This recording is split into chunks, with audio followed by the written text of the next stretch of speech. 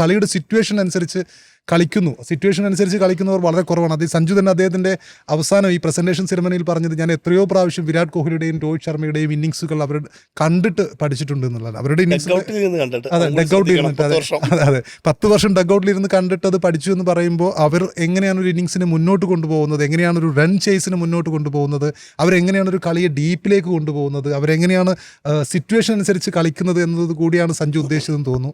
അങ്ങനെ നോക്കുമ്പോൾ സഞ്ജുവിൻ്റെ അദ്ദേഹം എനിക്ക് തോന്നുന്നത് സഞ്ജു ഈ ഇന്നിങ്സ് മാത്രമല്ല ഏകദിനത്തിൽ, പക്ഷേ ഈ സൗത്ത് ആഫ്രിക്കയെതിരെ ഒരു 86 2022 അദ്ദേഹം ഏകദിനത്തിൽ നേടിയിരുന്നു. ആ കളിയിൽ ഇതേപോലെ തന്നെ വാലറ്റത്തെ കൂട്ടുപിടിച്ചുകൊണ്ട് അദ്ദേഹം വിജയത്തിൻ്റെ തൊട്ടടുത്ത് വരെ 6 റൺസിനോ മറ്റുമാണ് സൗത്ത് ആഫ്രിക്കയെതിരെ അന്ന് ഇന്ത്യ തോക്കുന്നത്. അപ്പോൾ ഏകദിനത്തിൽ അദ്ദേഹം ഇതേപോലുള്ള ഇന്നിങ്സുകൾ കളിച്ചിട്ടുണ്ട്. പക്ഷേ T20 വരുമ്പോൾ അദ്ദേഹത്തിൻ്റെ മറ്റ് 3 സെഞ്ചുറികൾ എടുത്ത് നോക്കുമ്പോൾ ഈ 97 റൺസിന് അതിനേക്കാൾ മൂല്യമുണ്ട് എന്നുള്ളതാണ് ഏറ്റവും പ്രധാനം. അപ്പോൾ സഞ്ജുവിനെ എപ്പോഴും സപ്പോർട്ട് ചെയ്തതിൽ ഐ എം പ്രൗഡ്.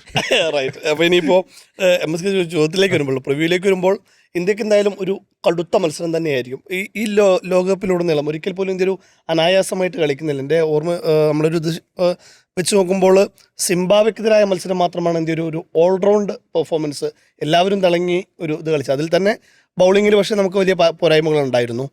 പക്ഷേ മറ്റെല്ലാ മത്സരങ്ങളും ചെറിയ ടീമായാലും വലിയ ടീമായാലും ഒന്ന് ഇന്ത്യയെ ഞെട്ടിക്കുന്ന കാഴ്ചകളുണ്ടോ. അതിൽ തന്നെ ഇന്ത്യയുടെ അവസാന മത്സരം വരെ പോവേണ്ട ഒരു സാഹചര്യം വന്നത് സൗത്ത് ആഫ്രിക്കയ്ക്കെതിരായ തോൽവിയാണ്. അതിലെല്ലാം ഇന്ത്യയുടെ ഒരു പാളിച്ചകൾ കൃത്യമായിട്ട് കണ്ടതായിരുന്നു. ഇപ്പോൾ ഇംഗ്ലണ്ടിനായ മത്സരത്തിലേക്ക് വരുമ്പോൾ, ഇംഗ്ലണ്ടും ഇന്ത്യയും എല്ലാ ലോകകപ്പിലും ഇന്ത്യ ഇംഗ്ലണ്ട് മത്സരം വരുമ്പോൾ തന്നെ ഒരുപാട് നല്ല ഓർമ്മകളുണ്ട്. അത് ഫസ്റ്റ് ലോകകപ്പിൽ തന്നെ തുടങ്ങുന്നു. പ്രത്യേകിച്ച് യുവരാജിൻ്റെ 6 സിക്സർ അത് ഇംഗ്ലണ്ടിനെതിരെയായിരുന്നു. സ്റ്റുവർട്ട് ബ്രോഡിനെ എതിരെ അടിച്ച സിക്സർ. അങ്ങനെ എല്ലാ ലോകകപ്പിലും, പ്രത്യേകിച്ച് കഴിഞ്ഞ 3 ലോകകപ്പുകൾ ഇപ്പോൾ ഇത് തുടർച്ചയായിട്ട് 3ാമത്തെ തവണയാണ് ഇന്ത്യയും ഇംഗ്ലണ്ടും ലോകകപ്പിൻ്റെ സെമിയിൽ കളിക്കാൻ പോകുന്നത്.